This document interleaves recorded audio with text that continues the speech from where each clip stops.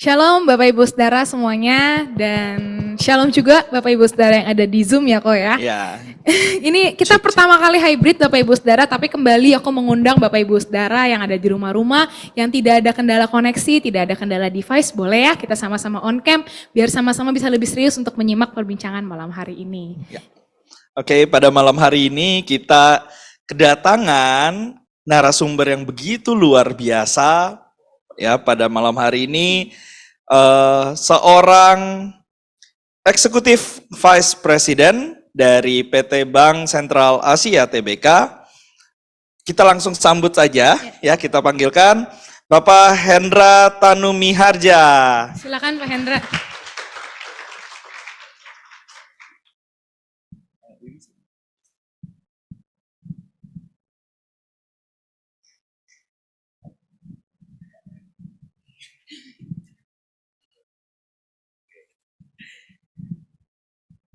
Oke Pak, pertama-tama kita mau say thank you untuk kesediaan Bapak bisa hadir secara onsite bareng-bareng sama kita. Thank you Pak. Thank you, Wiwi, Kodiki. Waduh. Kodiki ya? Kodiki ya? Aku dipanggil nama aja Pak, nggak apa-apa. Ya mungkin juga boleh dijelaskan sedikit Pak background Bapak, kita udah tayangkan profilnya. Jelas kan? Cerita singkat Bapak cerita, kan? Ya. Ya. Selamat malam teman-teman semuanya.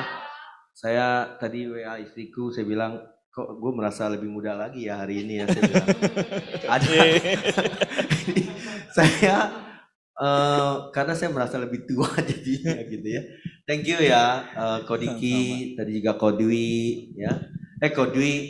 Ko Ezra sama Dede Wicai, Dede Wiwi ya. Dan teman-teman semua atas undangannya saya senang lah ya saya bisa ada di sini.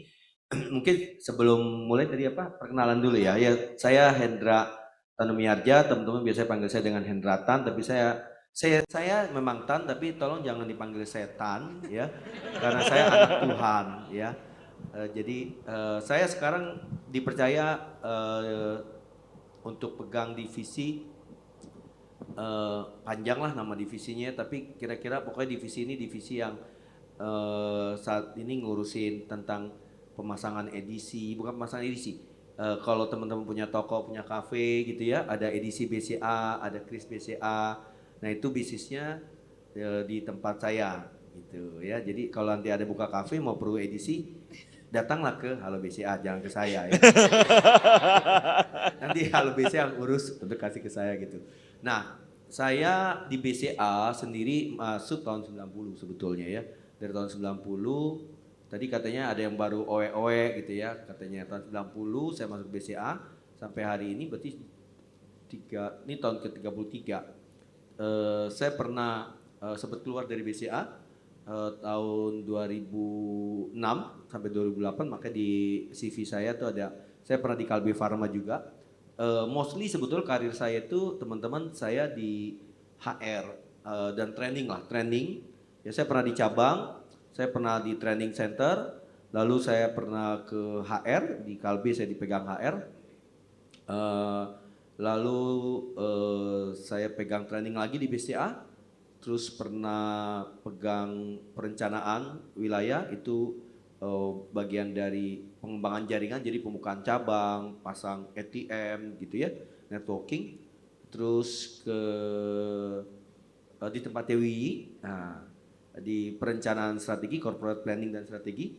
Nah sekarang ada di divisi di mana saya berada hari ini gitu ya. Jadi itu perjalanan panjang saya. Kalau akademis saya background saya Untar, tadi sama Kodiki ya, Ko Ezra juga ya. Oh enggak ya, Ko Ezra bukan ya. Sama Kodiki tadi saya di Untar, cuma bedanya Kodiki tahun berapa masuk di Untar? Aku masuknya 2015. Aduh malu sekali saya tua banget berarti. Saya tahun 91, saya lulus 94, 95 saya lulus dari sana. Lalu saya S2 saya di UI, di MMUI. Bidang saya accounting sama finance sebetulnya, finance and banking. Itu lalu saya sudah menikah, anak saya, istri saya anak ketiga, berarti saya punya anak 3 juga ya. Kan kalau iya dong, kalau anak muda mesti dipikirnya jauh gitu, biar dia berpikir logika gitu kan. Kalau saya punya istri, anak saya 3 kan biasa. Jadi saya punya istri 3 anaknya gitu ya. Ya. Yang paling besar anak saya lagi kuliah di Kanada. Terus yang nomor 2 nih lagi ikut college di Jakarta. Yang paling kecil masuk tahun umur 16 SMA kelas 1. Itu mungkin ya, hobi nggak perlu ya, kata kenangan apalagi ya, nggak perlu ya. Nanti lihat di IG story saya aja. Thank you Pak untuk perkenalannya, jadi Ya. biar lebih kenal juga dengan narasumber kita malam hari ini. Dan Bapak Ibu Saudara mungkin juga sudah ngeh ya bahwa tema kita malam hari ini adalah Work Style of Believers. Dan kita udah punya beberapa pertanyaan untuk kita ngobrol-ngobrol sama Bapak, tapi untuk Bapak Ibu Saudara termasuk yang online, kalau memang ada yang mau mengajukan pertanyaan sangat dipersilahkan, bisa langsung angkat tangan yang di onsite ataupun yang di online boleh raise hand di Zoom dan mohon untuk aktivasi kameranya ya, boleh di on cam pada saat mau mengajukan pertanyaan. Oke silakan Ko Diki. Oke, mungkin kalau misalnya kita bicara mengenai work style, mungkin belum semua orang familiar apa sih sebenarnya itu work style dan apakah kita semua itu memilikinya gitu. Bagaimana Ya, tanggapan? thank you. Ini harus terjawab katanya ya.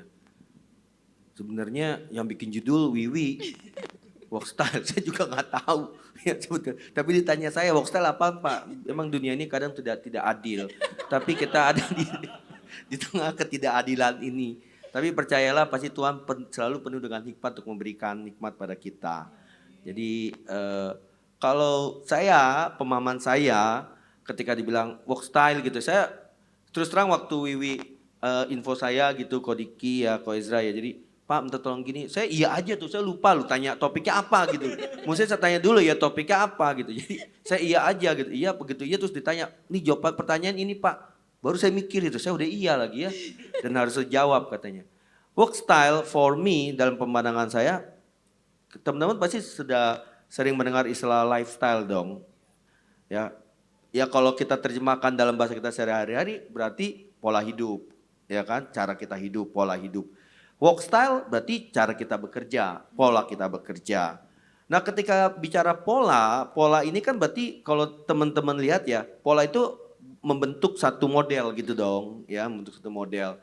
Nah kelihatan nih jalurnya, modelnya seperti ini nih ya, pola-polanya nih kayak gini, cara-cara kerjanya si Hendra, model kerjanya begini. Nah pola ini terbentuk dari mana sih? Ini sebetulnya terbentuk dari perilaku, ya perilaku kita, behavior kita. Nah behavior atau perilaku yang terjadi berulang sehingga perilaku ini membentuk sebuah pola. Ya kan, sama kalau misalnya teman-teman kita punya pasir misalnya gitu ya, kita tabur pasirnya, kalau ada satu bentuk tertentu maka pasir itu akhirnya bentuk pola kan, bentuk sebuah gambar. Nah sama pola kerja gitu, ini adalah kumpulan kalau menurut saya, kumpulan daripada behavior kita di tempat kerja yang terjadi sering, terjadi terus menerus sehingga akhirnya membentuk suatu pola. Nah work style ini akhirnya bisa dilihat dari mana sih? Itu pertanyaan berikutnya. Enggak apa-apa ya? Iya, enggak apa-apa. Enggak apa-apa ya? Lupa saya. Enggak apa-apa ya? Enggak apa-apa ya teman-teman, ini biar santai ya. Kan udah malam, kalau enggak kita ngantuk lu ya. Jadi apa tadi?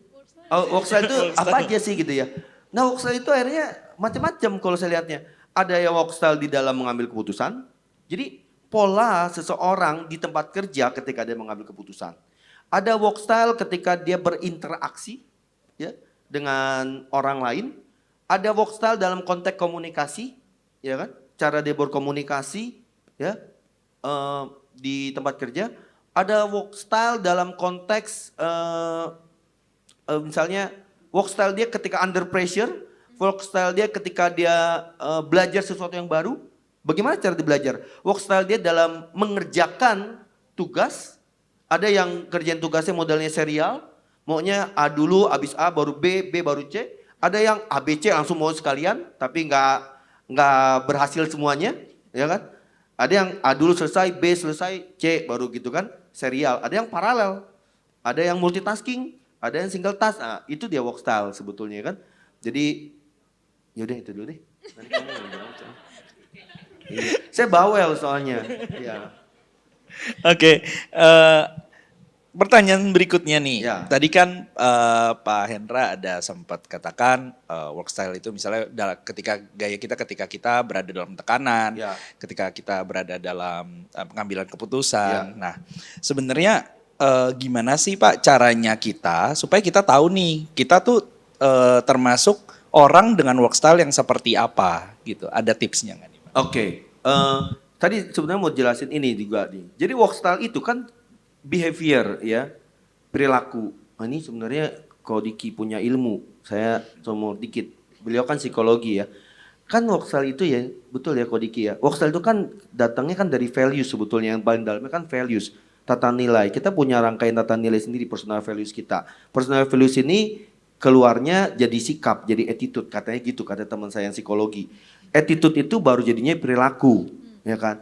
Jadi kalau misalnya kita mau lihat work style kita itu apa, ya sebetulnya satu, kamu bisa mengenali dari perilaku-perilaku yang muncul ketika kita ada di tempat kerja. Ya, ketika saya komunikasi misalnya, saya lebih prefer komunikasi itu dengan cara langsung ketemunya atau ya saya pakai perantara, misalnya lewat seseorang gitu ya, atau saya lebih baik lewat dengan cara tertulis saja karena saya nggak pandai bersilat lidah, ya kan? Saya pandainya bertaekwondo lidah, gitu maksud saya. Ya kan, silatnya dia nggak jago tapi taekwondo dia jago. Nah, ya kan? Atau kayak apa nih? Nah, tapi itu pun sebetulnya kalau kita mau mengenali work style saya seperti apa, kita harus ngerti juga value saya kan tadi saya bilang lingkaran yang paling luarnya adalah behavior. Behavior ini dari attitude, attitude ini dari values. Nah, kenali values kita apa, ya kan? Saya percaya values kita di tempat kerja, teman-teman pasti punya company values, ya kan? Kita bekerja ada company values, ya kan? Tapi instead of company values kita juga punya personal values. Ya, saya percaya semua company values itu pasti baik adanya. Ya nggak ada lah company values yang values kami ada berantem, nggak ada gitu kan, nggak ada, itu pasti jangan masuk lah ke perusahaan itu, ya kan? Nggak ada, pasti valuesnya apa, teamwork, sesuatu yang baik pasti, ya kan? Nah, tapi instead of itu kita juga punya values. Apalagi kita sebagai anak Tuhan, sebagai believer tadi kan, kita pasti punya values yang kita sudah miliki dari saat kita tertanam misalnya, atau kita mulai mengaku iman kita, yaitu as a believer, as a Christ gitu loh, Christ values sebetulnya, value Kristus. Nah, itulah yang kita miliki. Nah, jadi harusnya kalau tanya di pertanyaannya, bagaimana cara kita mengenali work style kita? Ya satu, saya bilang kenali dulu aja values Anda apa. Dari situ pasti akan tercermin tuh. Kalau value saya ambil contoh saya ya. Value saya adalah saya tidak pernah mau menjadi gini, buat saya kalau menjadi manusia itu saya harus berdampak. Sehingga ketika saya diberikan satu pekerjaan tertentu, saya pasti punya tanggung jawab untuk menyelesaikannya. Karena kalau nggak menyelesaikan buat saya jadi nggak berdampak. Nah, di dalam behavior saya, di dalam work style saya, pasti ketika ada satu pekerjaan, saya akan berusaha semaksimal mungkin untuk getting things done. Ya, untuk menyelesaikan itu semua, membuat happen semuanya. Nah, itu salah satu work style saya, gitu kan misalnya. Kenapa? Karena ada values itu tadi, ya kan? Jadi balik lagi kalau mengenali values itu, mengenali work style, ya kenali aja valuesnya seperti apa. Terus amati behavior mana yang lebih sering terjadi. Nah, yang sangat nyata sebetulnya work style itu akan muncul aslinya ketika kita dalam kondisi tertekan, under pressure. Kalau kondisinya biasa-biasa saja, nggak ada tekanan, rutin gitu ya, nggak ada pressure, nggak ada jadwal apa-apa, nggak akan muncul tuh biasanya.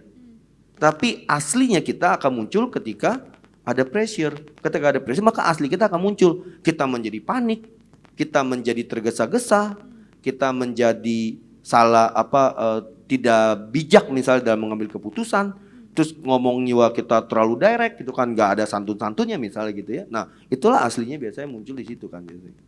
Gitu. Salah kayak jawaban gue ya.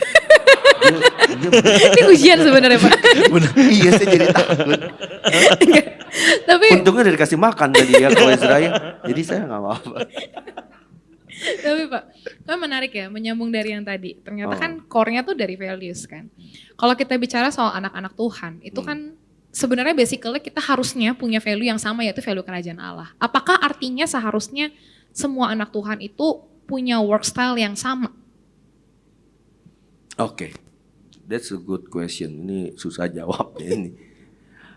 Apakah semua anak Tuhan tuh harus punya values yang sama? Jawabannya pasti tidak. Kenapa? Karena behavior itu, tadi balik lagi saya bilang, itu adalah perilaku yang tampak di luar. Tetapi saya percaya setiap anak Tuhan itu yang mengaku anak Tuhan dan yang hidup di dalam kebenaran firman itu, pasti dia punya values yang sama, pasti. Tetapi aplikasi bentuk behaviornya bisa saja berbeda.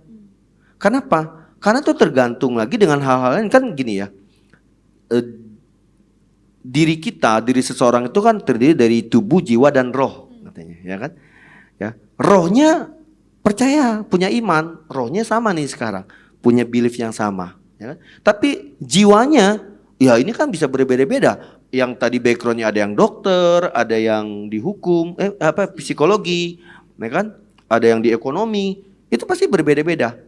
Sehingga behaviornya, bentuknya, cara pandangnya, cara kerja bisa saja berbeda. Tetapi dasar daripada semua behavior itu pasti sama. Apa itu? Iman Kristus. Apa itu? Kasih, saya percaya. Pasti believer, pekerja-pekerja, apa tadi bahasamu? Work style para believer, dasarnya kalau kita lihat itu pasti adalah kasih. Karena values dia sebagai anak Tuhan, sebagai murid Kristus adalah kasih. Tapi bentuk daripada kasih itu pernyataannya bisa beda-beda. Saya orang finance, ketika datang suatu pekerjaan kepada saya, mungkin saya akan melihatnya dalam perspektif numbers. Begitu numbers, wah saya jago banget, ya kan? Saya langsung perhatikan, oh ini kok ada yang aneh nih, gitu-gitu kan? Kita jadi bisa mengerti. Tetapi kalau misalnya orang psikolog misalnya, ya kan pasti jadi berbeda, ya kan? Tapi balik lagi, maka tadi saya bilang, semuanya itu kalau kita bicara sama-sama believer gitu ya, as a believer sebagai anak Tuhan, dasar kita pasti sama. Apa itu? Kasih, ya. Saya melakukan ini dasarnya adalah karena saya mengerti bahwa saya anak yang dikasihi Tuhan. Saya sudah terima kasih karunia itu. Dasar kita pasti itu kan sama. Tapi bentuk dari behaviornya itu bisa saja berbeda. Sehingga dalam prakteknya ketika di marketplace, ya saya ngelihat anak-anak Tuhan ini ada yang kerjanya cepat. Bisa, itu work style dia. Karena memang kemampuan dia, kebiasaan dia dari kecil itu memang selalu biasa kerjanya cepat. Ada yang kerjanya santai, biasa. Tetapi ketika dia under pressure, perilaku yang dinyatakan sama anak-anak ini adalah tetap perilaku kasih. Dia tidak sumpah serapah misalnya gitu ya. Dia tidak emosional ya. Tetap dia punya keterbatasan, tetapi dasarnya itu pasti akan tampak akhirnya sebagai anak-anak Tuhan. Gitu kalau menurut saya. Ya. Ini benar kayak ini benar. Menarik banget ya. Soalnya dia senyum ya. Oke, terkait dengan tadi basicnya adalah value ya. Ya. Ini sesuatu yang sebenarnya sangat menarik nih. Ketika kita punya value-nya kerajaan Allah dan kita membawa itu ke dalam pekerjaan, kita pasti di dalam setiap pekerjaan kita akan menghadapi tantangan-tantangan karena tidak semua orang bekerja dengan value yang sama. Betul. Nah, ada tipsnya enggak Pak kalau misalnya kita menghadapi perbedaan value itu sebagai kita anak Tuhan dan kita mendapatkan tantangan tersebut, apa yang harus kita lakukan? Oke. Ini mirip tadi dalam perjalanan Wiwi juga sempat discuss sama saya ya. Jadi memang dalam perjalanan ini saya bicara pengalaman hidup saya ya teman-teman ya, supaya teman-teman bisa melihat. Dalam hidup saya juga saya selalu menghadapi banyak sekali perbedaan-perbedaan kehidupan yang memang ya kalau kita lihat di dalam ruang ibadah seperti itu tidak muncul. Mana ada di sini yang kalau disuruh angkat bangku terus marah-marah ngamuk-ngamuk nggak ada, tapi di kantor bisa ada loh. Ya kan pasti bisa ada gitu. Kenapa? Bukan kerjaan gua, kan perlu suruh gua gitu kan. Tapi kalau di sini coba yuk tolong angkat, apalagi Pak Gembala yang suruh Koko Gembala ya kan, nggak mungkin kalian menolak. Iya kok, kenapa gereja lu mau marah-marah, nggak mungkin gitu kan. Karena seolah kita mendikotomikan, maksud saya membedakan. Ini rumah Tuhan, ini pekerjaan di sini ya gue jadi manusia biasa, ya kan?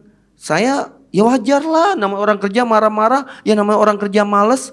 Nah itu sebetulnya menurut saya tipu daya iblis. Memang Tuhan Kristus mengajarkan kita. Saya ambil contoh ya, ketika Tuhan Yesus memanggil Petrus waktu pertama kali, Simon Petrus waktu pertama kali untuk menjadi muridnya, ya itu kan Simon Petrus jadi nelayan toh. Ketika jadi nelayan terus Tuhan Yesus berubah sikap gitu loh, kan tidak. Ya dimanapun dia berada, Tuhan Yesus berada, maka Tuhan Yesus selalu menyatakan kasih, ya kan, menyatakan hikmat pimpinannya gitu loh. Nah kita juga sebetulnya harus seperti itu dulu nih. Namun saya menyadari juga lingkungan kita, teman-teman kita yang lain itu dengan belief yang berbeda-beda. Bahkan maaf kata ya, banyak juga yang anak-anak Tuhan juga, teman-teman kita juga, yang akhirnya secara walk style, secara perilaku juga tidak mencerminkan anak Tuhan. Bahkan anak Tuhan ribut, ada juga. Itu pasti, bukan pasti, bisa saja terjadi seperti itu. Nah pertanyaannya bagaimana sikap kita? Tadi saya bicara, sikap kita apapun itu, saya bilang tetap kasih itu harus ada di depan. Ya, kasih itu harus di depan, kasih ini harus diikuti dengan kebenaran. Jangan dibalik. Kalau kita menyatakan kebenaran dulu baru kasih, ya, atau kebenaran tanpa kasih, ya, yang terjadi adalah nanti jadi hukum Taurat, jadi tuntutan. Contoh, misalnya ada teman yang ternyata kerjanya lambat, ya tuh, kita nuntut dia tuh, saya maunya, lu kerja nggak boleh begitu dong. Kerja itu, apalagi misalnya dia anak Tuhan. Satu gereja lagi, begitu lihat, lu cabang mana, GB mana, Tanjung Duren, sama sama gue dong. Lu mesti kerja mesti begitu, gak bisa begitu, lu ntar gue aduin lu sama kerja. Nah itu kan jadinya apa? Itu benar gak? Benar. Tapi tanpa kasih, jadinya tuntutan. Jadinya hukum Taurat teman-teman. Dia gak menyatakan tuh. Akhirnya dia, bukannya, ini sikap dia ya, bukannya dia berubah, yang ada ya, dia keluar dari GBI Tanjung Duren karena takut ketemu kamu, gitu. Iya dong. Ya mendingan gue keluar aja dah, gue males itu sama Sandra. Selalu mendingan gue keluar dari GBT atau gue keluar dari BCA. Gara-gara Sandra tuh nuntut aja bisa cemot gitu kan. Karena dia tidak menyatakan kasih. Nah jadi saran saya, apa yang saya lakukan biasanya, saya nyatakan kasih aja. Dan percayalah kasih itu tidak pernah gagal teman-teman. Kasih itu gak, tapi kasih itu harus diikuti dengan kebenaran. Kalau kasih tanpa kebenaran, orang dunia juga banyak melakukan itu. Banyak yang melakukan itu, akhirnya yang terjadi bukan kasih tapi pembiaran. Saya bicara ya, misalnya ada teman kita yang malas, terus kita sudahlah kan katanya Kodiki, katanya Pak Hendra mengasihi, ya udahlah saya kasih aja, sini nggak apa-apa saya bantuin, yuk nggak apa-apa saya bantuin. Kamu kasih terus, yang terjadi pembiaran dan dia juga akhirnya tidak bertumbuh, ya kan? Nah hikmat Tuhan itu kan selalu arahan Tuhan apa? Bahwa kalau kamu harus berbeda dari dunia supaya kamu mengerti kehendak Bapa, kehendak Tuhan, mana yang baik, yang berkenan dan yang sempurna. Kan itu, kita mesti mengerti itu. Nah kitanya juga mesti connected dengan Bapa kita di surga teman-teman. Kalau kita connect dengan Bapa di surga, maka kita akan mengerti cara kita mengasihi dia seperti apa. It's okay, gak apa-apa, saya pertama nyatakan kasih dulu. It's okay, gak apa-apa, sini kerjaanmu saya ini. Tetapi kamu harus di dalam menyatakan kasih itu, pasti saya percaya akan ada hubungan yang terbangun. Ketika hubungan itu sudah terbangun, ya kalau Alkitab bilang, teman-teman ingat ya, saya belajar dari bagaimana cara Tuhan bekerja. Ketika Adam dan Hawa pertama kali jatuh dalam dosa, ya, pertanyaan saya, Tuhan tahu gak waktu dia makan buah pengetahuan dan baik dan buruk itu, tahu gak? Tahu. Tapi Tuhan saat itu gak tegur. Alkitab mencatat, in the cool of the day, pada hari yang sejuk, Tuhan tanya, Adam, ada manusia, di manakah engkau? Mereka sembunyi ketakutan. Tapi Bapa itu menyatakan kasihnya. Tahu gak bahwa dia sudah berbuat dosa? Tahu. Tuhan Maha tahu kok. Tuhan gak datang dengan, kamu ya sudah dikasih tahu jangan makan ini. Itu pasti penghakiman yang terjadi.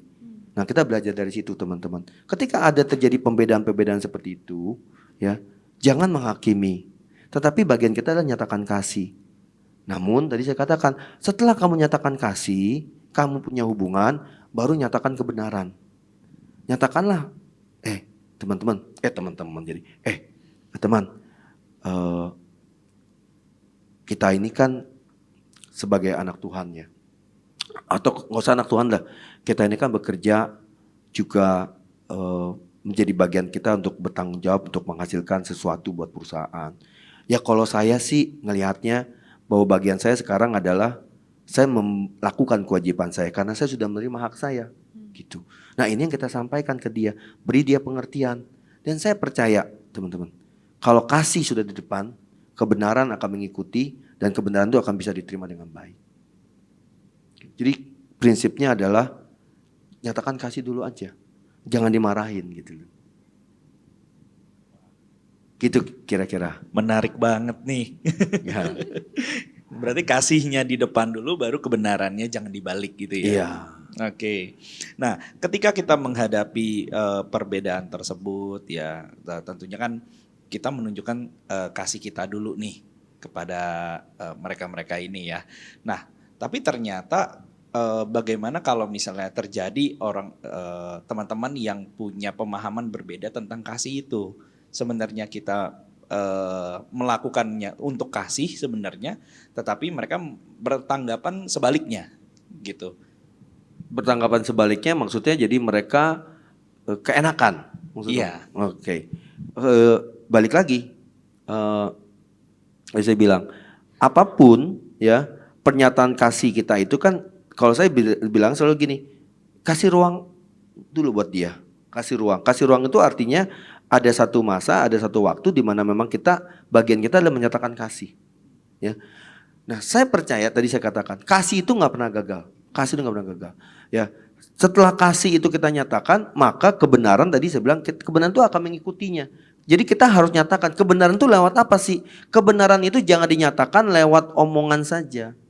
Tapi nyatakan lewat kehidupan kalian, kehidupan kita, teman-teman. Ya, jangan misalnya maksud saya kita hanya mengasihi terus kita nyatakan kebenaran, kamu tuh harus kerja cepat, tapi kita pun juga tidak menjadi contoh buat dia. Jadi kehidupan kita itulah yang akhirnya harus menjadi contoh yang harusnya bersuara lebih banyak dibandingkan kata-kata kita, ya kan? Nah, pertanyaan berikutnya adalah kalau misalnya sampai di titik itu ternyata misalnya dia tetap juga tidak berubah, ya, saya bertanya balik, apakah itu memang menjadi bagian dari tanggung jawab kita untuk mengubah dia? Jangan-jangan Tuhan aja nggak bisa rubah dia ya. Jangan-jangan maksud saya. Tapi saya percaya Tuhan sih pasti bisa rubah. Enggak, pertanyaan saya adalah apakah itu ada dalam kewenangan kita? Ya, apakah itu teman kerjamu atau itu timmu? Atau itu ternyata bosmu? Ya kalau bosmu ya kamu nggak bisa merubah dia dong. Yang ada Pak, Bapak berubah dong. Kalau Bapak nggak berubah, Bapak saya keluarin nih. Kamu duluan yang keluar kata dia gitu kan? Iya dong. Iya kan? Ya kan? Kita mesti lihat. Nah ini kita lagi bicara siapa? Kalau kita lagi bicara tim kita, berarti kan dalam pengaruh kita, ya kan? Saya percaya kita punya kuasa untuk melakukan itu semua. Karena sebagai pemimpin kita menjadi wakil Allah untuk melakukan, untuk mengajar mereka untuk menjadi lebih benar. Kalau kita sebagai teman, maka porsi kita adalah lakukanlah bagian kita, yaitu untuk mengingatkan dia as a friend, guys, bro, gue sebagai teman lu nih, ya, bestie, ya kan? Sebagai bestie ya, gue mesti kasih tau lu begini, gini gitu tuh. Tapi kalau itu atasan, apa yang kita mesti lakukan? Ya tadi saya bilang, sharing kehidupanmu. Lakukan yang menjadi bagianmu dalam bentuk nyata sebagai kehidupan. Nanti ya. Jadi mau saya, dia mau berbeda, mau seperti apakah value-nya, kamu jangan pernah terganggu dengan hal itu. Percayalah bahwa kamu itu, kita itu, segala keperluan kita itu dipenuhi oleh Kristus Yesus di dalam kekayaan dan kemuliaannya, kan gitu firman Tuhan. Saya lihat baca contekan supaya teman-teman bilang, masa iya sih Pak katanya kan. Filipi 4 ayat 19. Allahku akan memenuhi segala keperluanmu menurut kekayaan dan kemuliaannya dalam Kristus Yesus. Kamu butuh apa sih saat itu? Segala keperluanmu itu bukan cuma bicara tentang, dulu ketika saya renungan ini ya, saya dapatnya, berarti ini saya butuh mobil, nanti Tuhan kasih. Ya kan, saya butuh rumah, Tuhan kasih. Saya butuh jodoh, Tuhan kirimkan, kan gitu ya. Tetapi ini sebetulnya bicara segala keperluanmu. Ketika saat itu saya butuh hikmat untuk berhadapan dengan pemimpin saya butuh kata-kata untuk mengingatkan dia, saya butuh contoh perilaku apa yang mesti saya tunjukkan kepada dia. Bapakmu di surga akan memenuhi itu semua. Karena Bapakmu di surga memenuhi dengan segala apa? Kemuliaan. Kemuliaan siapa? Kemuliaannya, bukan kemuliaan kita. Dengan segala kekayaannya, bukan karena kekayaan kita. Jadi janganlah hanya mengandalkan perbuatanmu sendiri, tapi andalkanlah hikmat yang dari Bapa di surga. Karena hikmat itulah yang akan kita pegang. Kekayaan dan kemuliaan itu yang kita dapat, yang akan bisa memenuhi bagaimana kita bisa bertindak.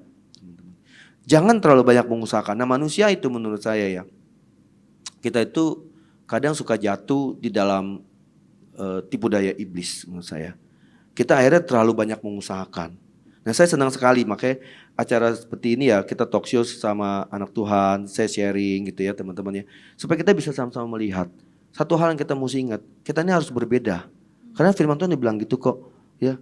Janganlah serupa dengan dunia ini, jadilah berbeda. Ya, berubahlah oleh pembaruan budimu supaya engkau mengetahui kehendak Allah, mana yang baik, ya, mana yang berkenan dan yang sempurna, kan gitu. Jadi kita ini harus benar-benar berbeda, teman-teman. Berbeda dengan cara apa? Tadi saya katakan, kalau kita cuman berbedanya cuman di gereja, ya, sementara terus di pekerjaan kita nggak berbeda, maka ya kita jadi masuk di dalam tipu daya iblis. Semua orang dunia saya percaya akan selalu mengusahakan sekeras-kerasnya, itu dia tipu daya iblis. Padahal kalau teman-teman mau paham, ngerti seluruh rangkaian isi dari Alkitab, itu bicara tentang apa sih? Bicara tentang kasih. Waktu manusia diciptakan, Tuhan mengasihi. Jatuh dalam dosa, Tuhan juga mengasihi. Tetapi dalam prosesnya itu manusia itu dalam perjanjian lama kan terus memberontak lah, ya, mengingkari segala macam. Akhirnya disempurnakan di perjanjian baru kan dengan Kristus Yesus kan. Itu adalah satu pernyataan kasih yang sempurna. Jadi isi dari semua itu adalah kasih karunia sebetulnya. Jadi kita itu sudah punya kasih karunia itu. Tanpa kita perlu mengusahakan banyak hal, kita sebetulnya sudah memiliki itu. Jadi apa yang saya capai hari ini teman-teman dengan posisi saya sekarang ini, itu bukan hasil usaha saya. Tapi saya percaya itu karena kasih karunia Bapa yang Bapa taruh dan tetapkan bahkan sebelum saya lahir. Sebelum engkau lahir dalam kandungan ibumu, aku telah mengutus engkau. Supaya hari ini pun terjadi, saya percaya ini juga karena kehendak Bapa di surga. Ada dalam rancangannya semua. Nah, seringkali kita terjebak dengan apa yang ada di dunia ini untuk mengusahakan banyak hal. Jadi ketika ada kondisi gak ideal, kita berusaha. Bagaimana caranya ya supaya kita mengusahakan supaya dia menjadi ideal. Gak perlu teman-teman sebetulnya. Jadilah teladan, jadilah contoh dulu aja. Itu bagian kita sebetulnya. Kalau nanti kita stres, ya, gitu. Ya, wow, menarik banget nih. Ketika kita punya value tadi ya sebagai anak-anak Tuhan gitu ya, tentunya kan pasti berbeda nih dengan value yang ada di perusahaan. Ya, tidak semua perusahaan menerapkan value seperti anak Tuhan. Nah, pertanyaannya, apakah kita perlu melakukan seleksi dalam tanda petik value terhadap value perusahaan terhadap dengan apa yang kita miliki ketika kita ingin bekerja? Jawabannya pasti kalau itu. Harus. Contoh ya. Kalau values perusahaan itu adalah untuk membuat hidup orang lebih sengsara misalnya gitu. Masa ya kita mau bekerja di perusahaan itu sih gitu kan? Pasti enggak, ya kan?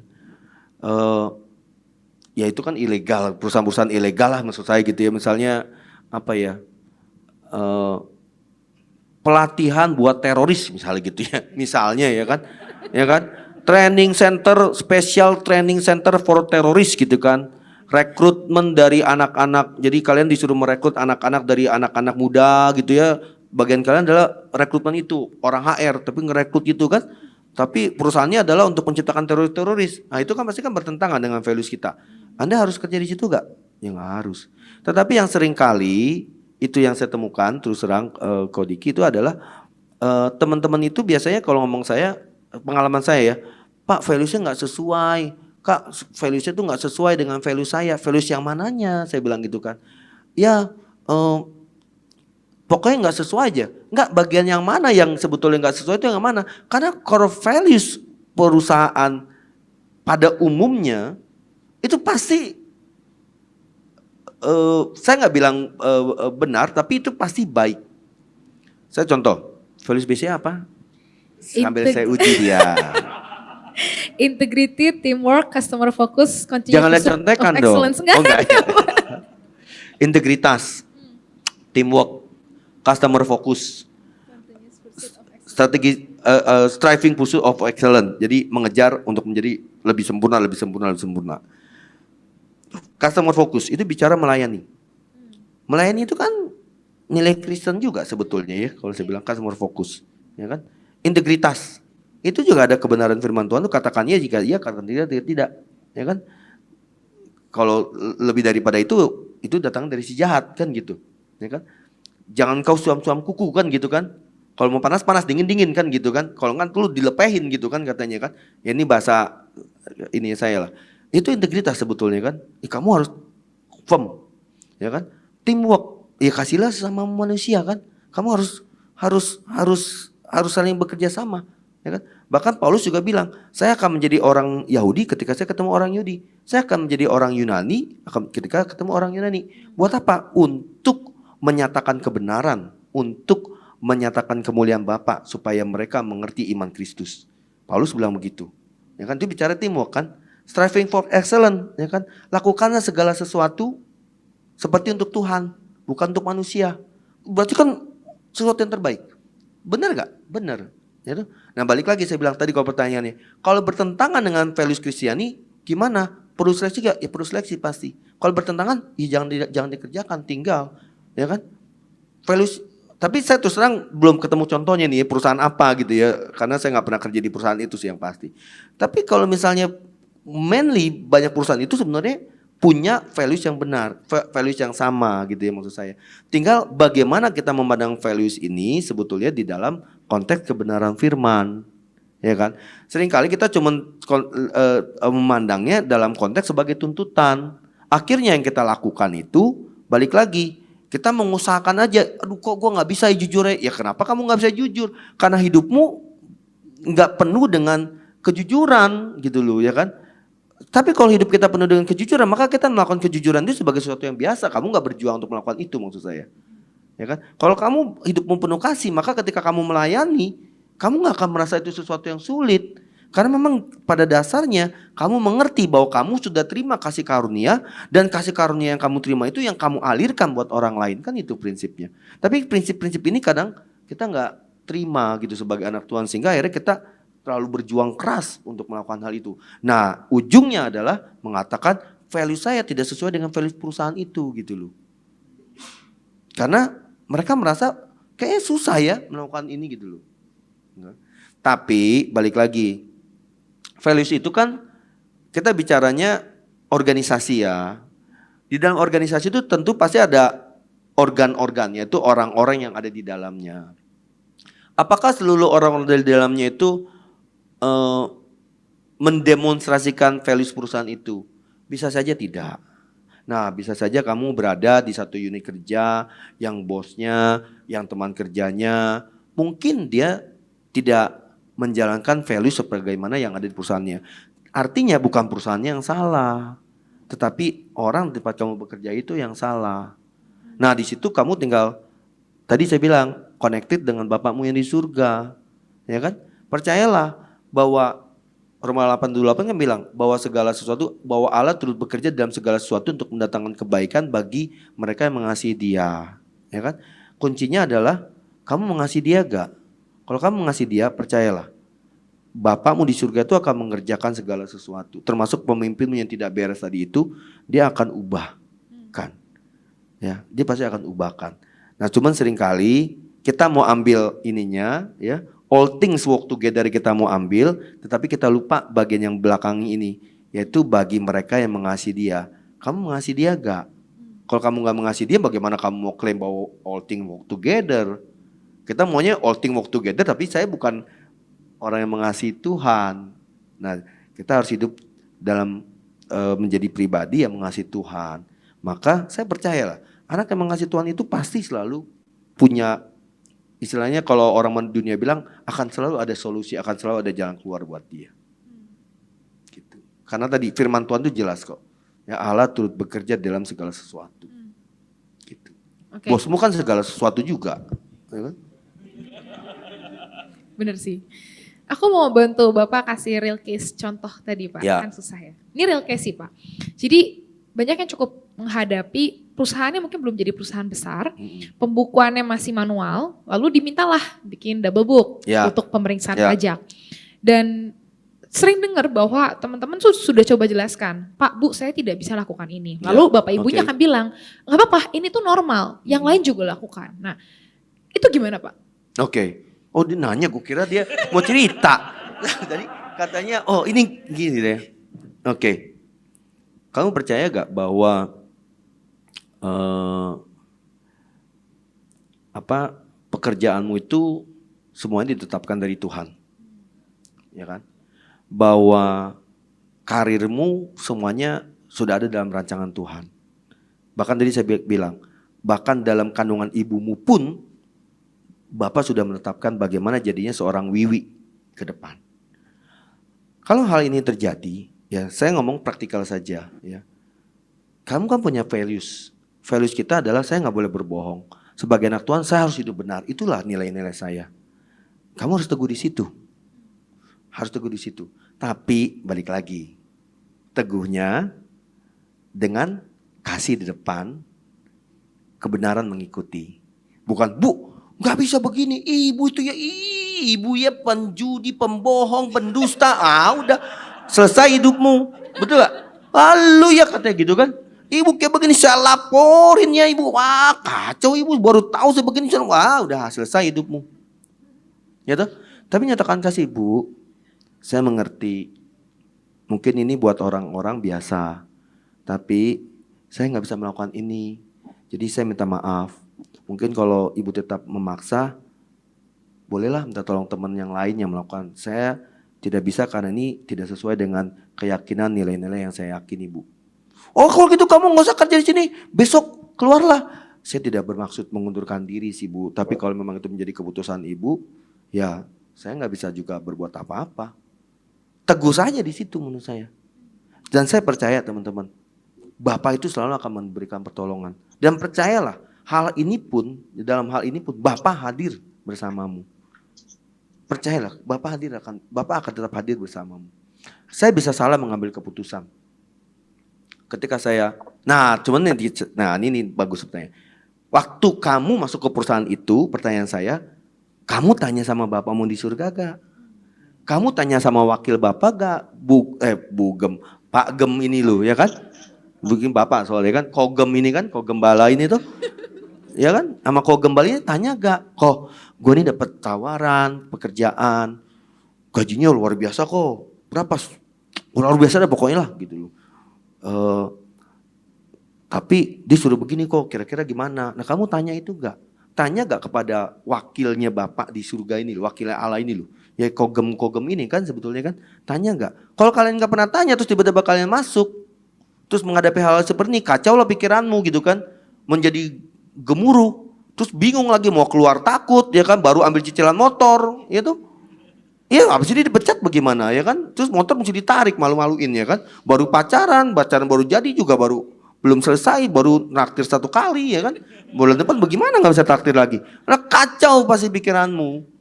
Nah makanya saya katakan hiduplah terus seturut dengan firman Tuhan. Sehingga apapun yang kamu lakukan, langkah demi langkah percayalah. Bapak akan di sana. Tapi saya mau kasih tahu, ketika kita salah pun, Bapak bukan Bapak yang menghakimi, itu yang perlu kalian tahu. Itu yang perlu kalian. Saya menyadari sekali bahwa Bapak itu begitu luar biasa kasihnya sempurna dalam hidup saya. Ketika saya salah dalam mengambil keputusan pun, Bapak tinggal bilang, datang kepada saya Hen. Saya datang, ya saya salah Bapak. Kenapa lagi itu saya ambil keputusan ini ya. Saya ngerti, saya salah lah. Saya mau bertobat, saya mau balik. Loh Adam aja ya, bahkan Petrus saja yang sudah menyangkal Tuhan Yesus saja. Ketika dia bertobat, dia menjadi rasul yang paling hebat kok. Ya kan?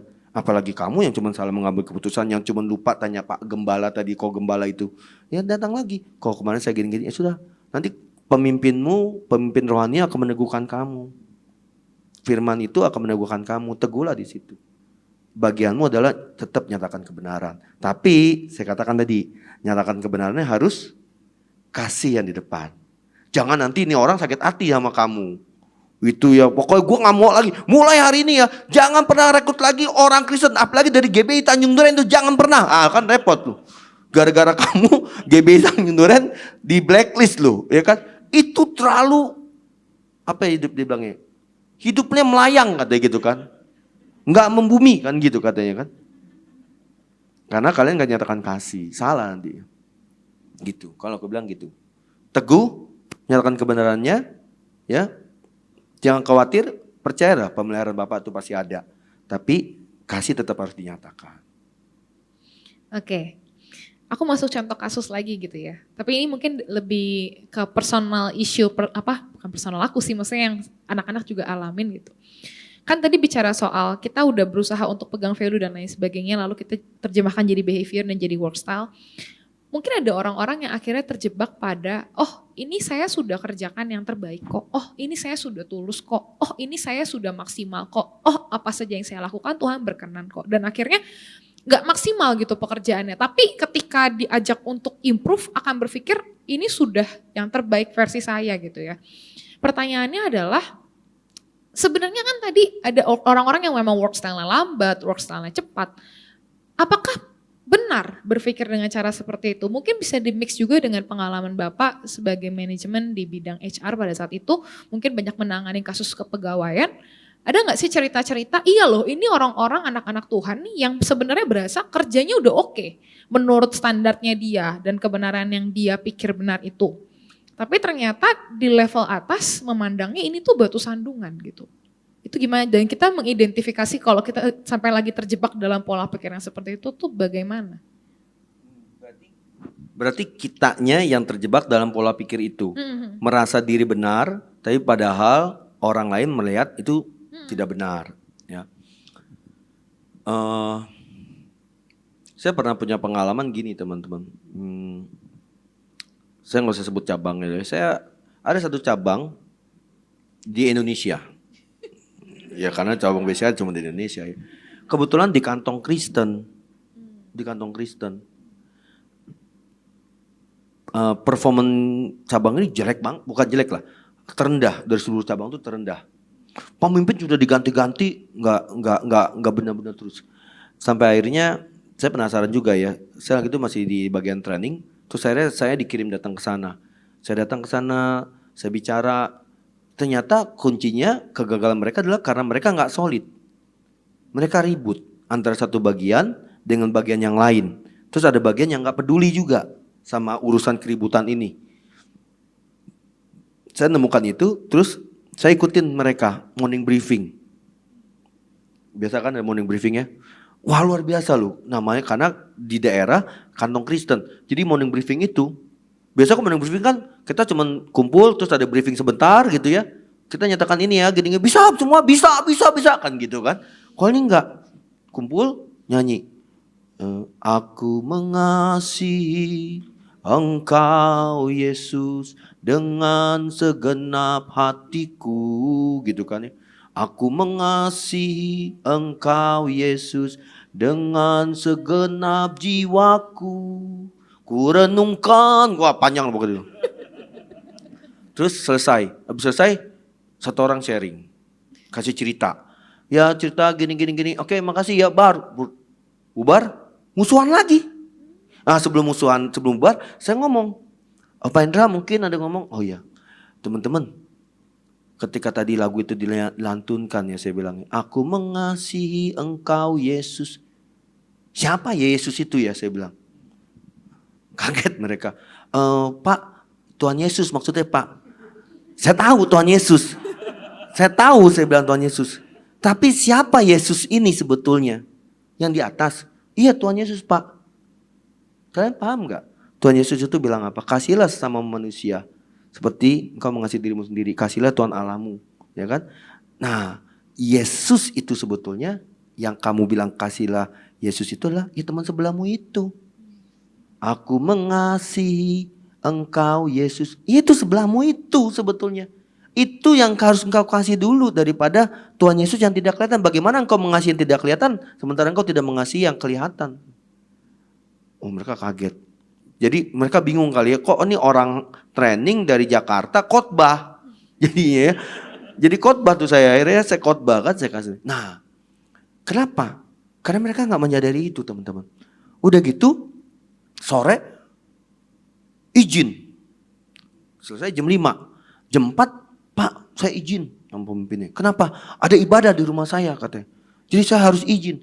Terus pemimpinnya, nah itu kayak gitu Pak katanya. Tar ini dia, besok ini katanya, besok ini lagi. Pokoknya tiap kali ada ibadah dia pulang katanya.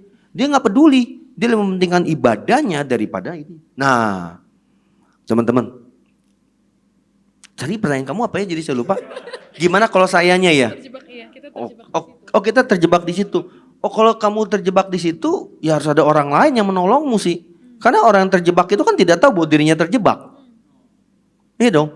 Pasti kan. Namanya kalau dia menjebak dirinya sendiri itu lain hal. Tapi kalau dia terjebak, saya terjebak dalam kemacetan. Saya nggak berdaya dong berarti kan. Tadi kalau pertanyaan kamu terjebak, tapi kalau kamu bilang ke saya tidak menyadari itu, ya, bahwa itu adalah sesuatu yang salah, berarti kamu harus mencari kehendak Bapak yang tadi saya bilang, ya kan? Kamu mesti mengerti kehendak Bapak. Pertanyaan saya adalah ketika kita tidak menyadari itu, saya berani mengatakan bahwa kamu tidak connected dengan Bapakmu di surga. Kamu tidak ada dalam komunitas yang benar. Kalau komunitasmu benar, seperti yang anak-anak teman-teman di sini, yang selalu membicarakan bagaimana walk style believer yang baik, saya percaya kalian akan bisa membedakan, oh ini yang tidak benar, oh ini yang benar, ini yang berkenan, ini yang sempurna. Kalau kalian tidak ada dalam komunitas ini, kalian gak akan mengetahui itu. Jadi kalau tadi kamu pertanyaan terjebak, ya mesti ada orang yang menolong. Tapi kalau kita yang gak aware, saran saya, ya kamu harus ada dalam komunitas yang benarnya dulu. Kamu harus ada orang yang mengcover kamu. Kita harus ada orang, itulah pentingnya. Makanya tadi ketika lagi makan nasi babi di situ ya, sama Ko Ezra gitu ya, saya bilang, saya senang sekali loh ngelihat kepemimpinan kakak-kakak ini ya, luar biasa. Jadi kalian di cover, ada yang covering. Saya tanya tadi sama Ko Ezra ya, Ko Ezra berarti reportnya bukan report lah, yang cover siapa? Ya Pak Gembala langsung. Hidup kita tuh butuh covering teman-teman. Hidup Anda tuh butuh covering. Ya, covering secara rohani. Itu perlu. Ya, covering secara fisik kalau kalian masih ada dalam naungan orang tua, pasti orang tuamu pasti mengcover itu. Saya nggak bilang orang tuamu tidak mengcovermu secara rohani ya, tidak. Tetapi saya harus katakan, apapun, memang ini nggak enak didengar. Tetapi tidak semua orang tua itu bisa mengcovermu secara rohani. Maaf ya, saya katakan itu ya. Bisa saja Anda yang ada di sini itu secara rohani lebih dewasa dari orang tuamu. Saya tanpa bermaksud menyinggung siapapun. Ya, jadi kalian harus tegas, harus mengerti bahwa bicara kerohanian, bicara iman itu adalah bicara tanggung jawab kita pribadi, teman-teman. Itu nggak ada kaitannya dengan orang tuamu. Itu ada keselamatan buat dirimu, tanggung jawab kita. Makanya terus terang Alkitab pun juga bilang kan, tinggalkanlah orang tuamu, bahkan begitu loh, ya kan? Ikutlah aku katanya. Itu bukan berarti terus kita nggak hormat sama orang tua kita. Maksudnya apa? Kamu harus punya iman sendiri secara pribadi. Nah, imanmu itu harus bertumbuh, harus membangun. Karena kan ada firman bilang begini ya, segala sesuatu boleh dilakukan, iya. Tapi apakah segala sesuatu itu berguna? Segala sesuatu bisa boleh dilakukan, benar katanya. Tetapi apakah segala sesuatu itu membangun? Nah, yang kita harus lakukan itu adalah segala sesuatu yang benar dan membangun. Nah, siapa yang bisa mengcover kita di sini? Kalau itu orang tuamu yang kebetulan secara rohani juga imannya memang dewasa, kamu dapat covering itu. Tapi kalau tidak, bersyukurlah teman-teman yang ada dalam komunitas ini. Sehingga teman-teman ada covering. Ketika teman-teman tadi yang bahasanya Wiwi itu terjebak, tidak sadar, Anda akan dengan cepat mengingat atau mengetahuinya, menyadarinya, oh iya ternyata ya ini saya salah ya. Saya nggak boleh begini ya. Saya nggak boleh loh. Ya, sorry kata misalnya, saya izin terus ya. Karena mohon maaf ya saya ada pelayanan ya. Nggak boleh.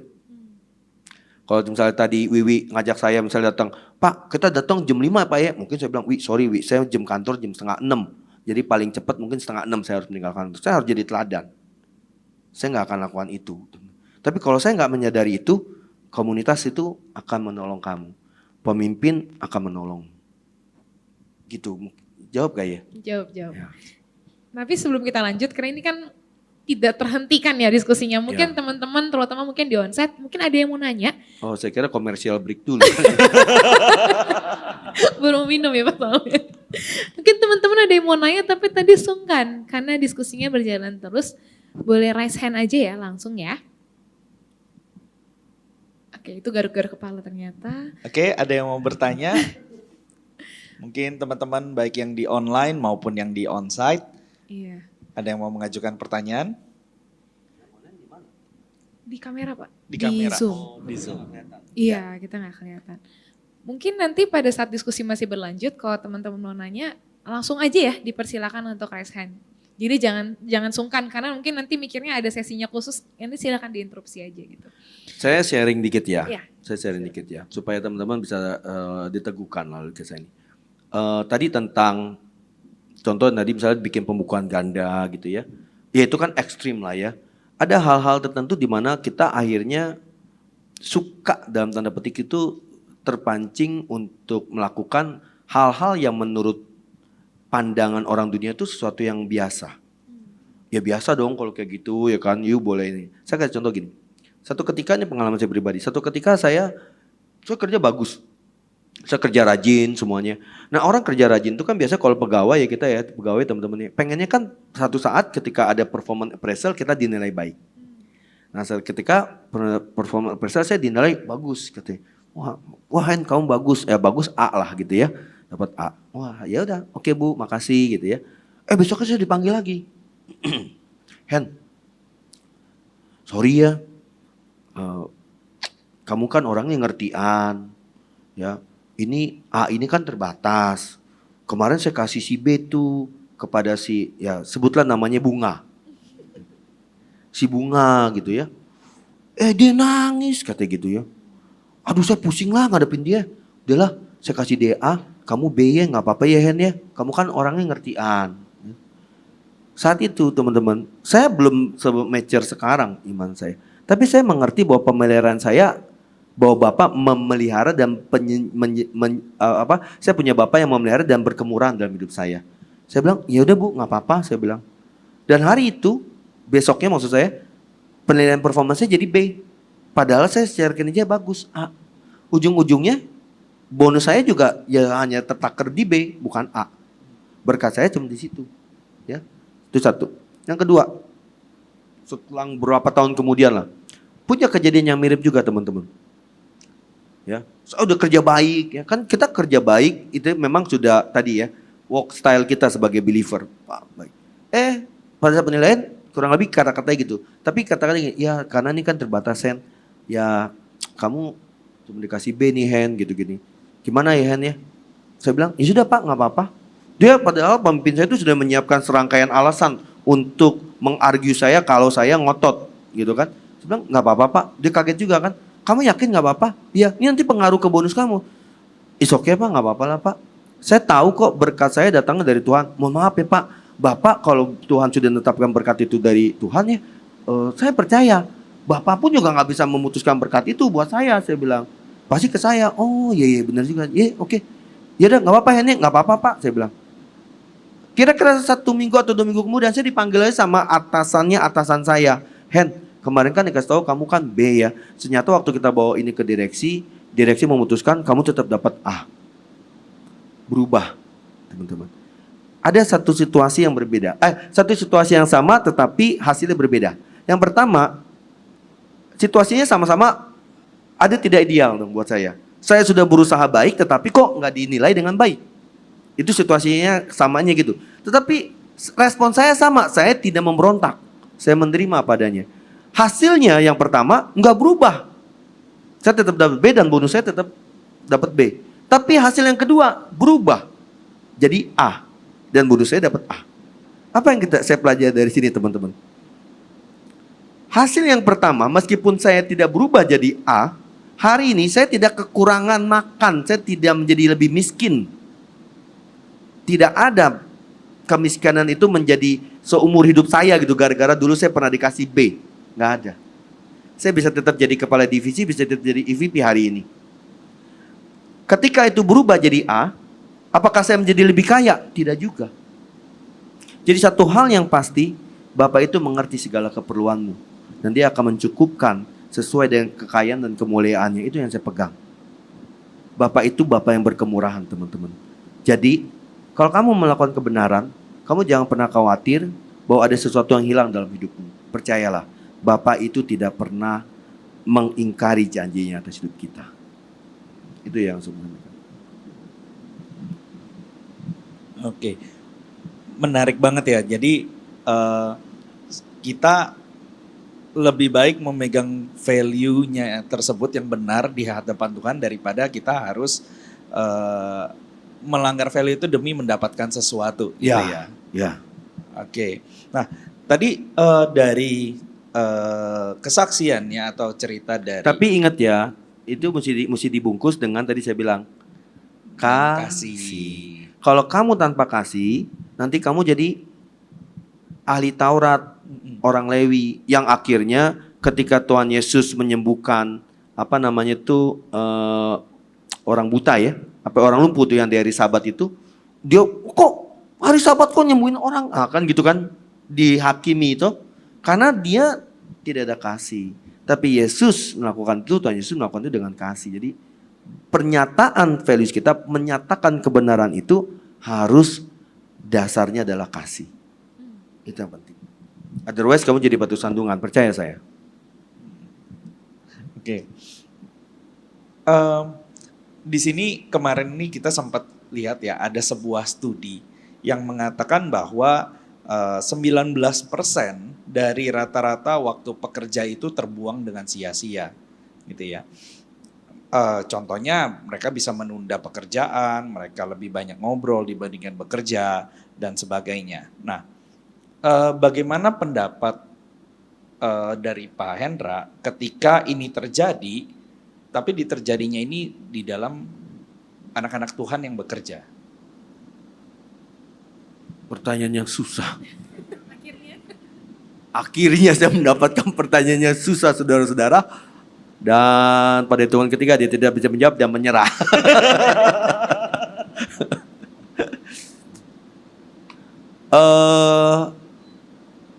Apa yang terjadi? Apa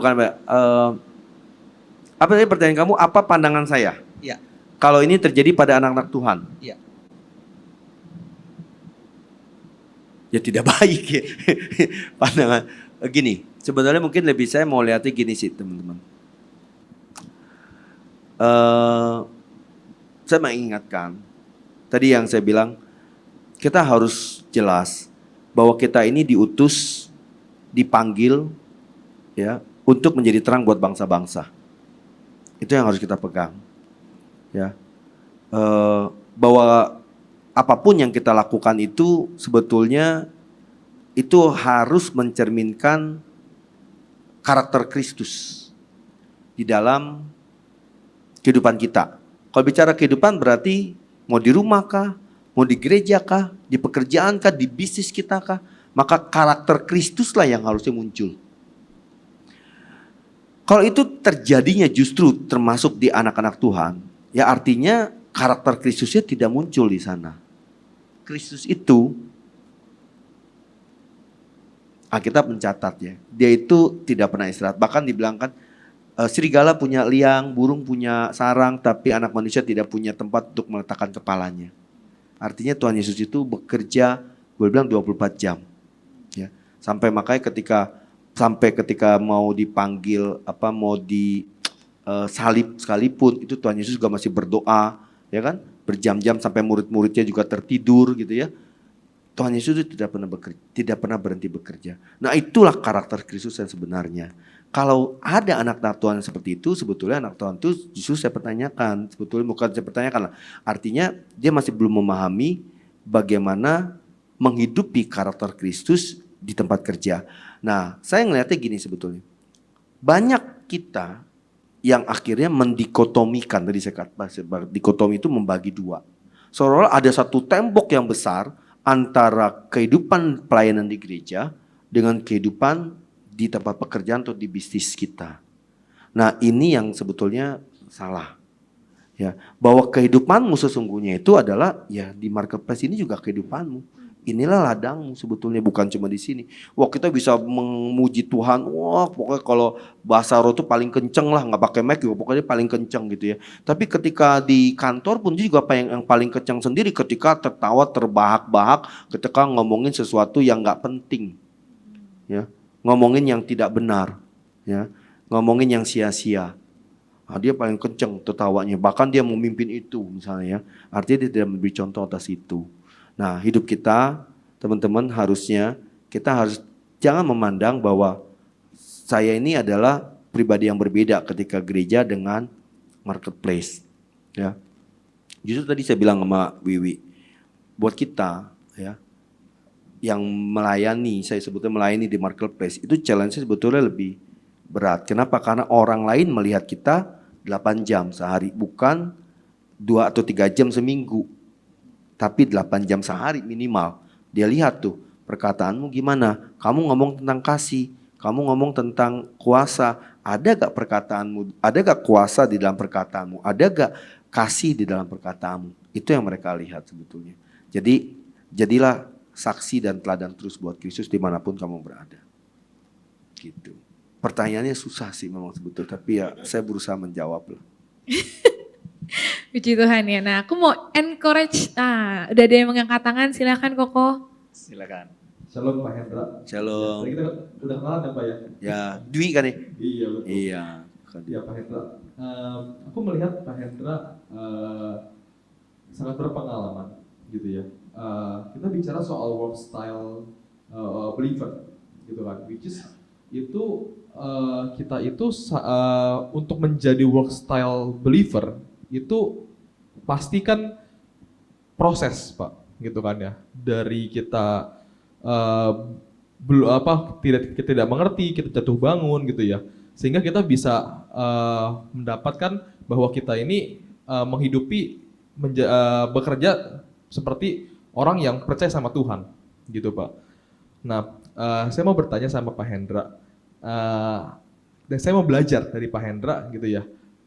Apa kegagalan yang pernah Pak Hendra lakukan gitu ketika Pak Hendra menjalani sebagai seorang work style of believer gitu Pak. Thank you.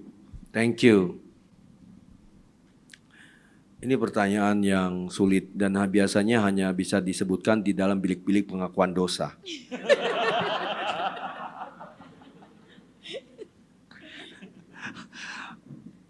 Gini, terus terang, kalau kamu tanya pernah gak saya gagal, pasti saya pernah gagal. Tapi kalau kamu tanya bagian yang mana yang gagal yang paling besar, saya agak sulit menceritakannya. Kenapa? Karena buat saya kegagalan itu bagian dari proses saya untuk bertumbuh dan bertumbuh dan bukan bertumbuh dan berkembang, tapi bertumbuh dan makin teguh. Ya. Kondisi yang tidak ideal itu bisa terjadi dalam setiap kehidupan kita, teman-teman. Tapi ketika kondisi terjadi, ya, justru itu menjadi kesempatan buat kita untuk makin teguh dan berakar dalam Kristus. Ya. Jadi kalau kamu tanya, ada gak pernah? Saya pernah marah di kantor, pernah. Ribut gitu ya, kalau itu dianggap yang paling besar gitu ya, saya ribut tuh Omar, karena saya udah kesel sekali orang dari saya ribut, lu mau apa sih gitu, itu pernah. Tapi saya tidak menjadikan itu menjadi titik terendah saya. Itu justru membuat saya makin matang, karena saya makin mengerti, saya mau makin tertanam. Teman-teman ngerti gini, kalau pohon, kalau saya ibaratnya sebagai pohon, ketika badai itu datang, apa yang mesti pohon itu sebenarnya lakukan? Dia harus akarnya makin tertanam lebih dalam dan lebih dalam lagi. Sehingga badai itu tidak akan merusak dan menghancurkan dia. Ya kan? Saya ada di titik ini teman-teman. Itu juga bukan sebuah proses yang naik terus. Bukan, itu mah lagu. Naik ke puncak gunung gitu ya, tinggi. Itu lagu. Nggak ada, dalam hidup saya pasti ada turunnya juga.